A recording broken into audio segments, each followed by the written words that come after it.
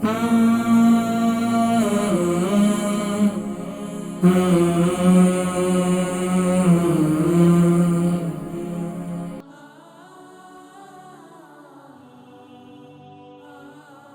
मेरे भाई, अस्सलाम वालेकुम।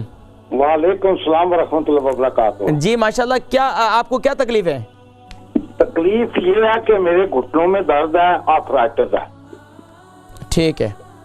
तो और आपकी जैसे वाइफ बता रही थी कि आपको जो है आपको मुंह में क्या तकलीफ रहती है? क्योंकि घुटनों में काफ़ी दर्द रहता है। घुटनों में दर्द के लिए आप जो है दिन में मेथी दाना और क्या नाम है, रात को तो मेथी दाना आप इस्तेमाल करेंगे। उसके साथ साथ जो है आप इंजीर, मेथी दाना और इंजीर साबुत, इसे जो है रात को गीला कर लें नीम गर्म पानी के अंदर, और सुबह उठकर मेथी दाना भी खा लें और जो है ये इंजीर भी खा लें। इससे इंशाल्लाह घुटनों की तकलीफ़ काफ़ी अफाका हो जाएगा।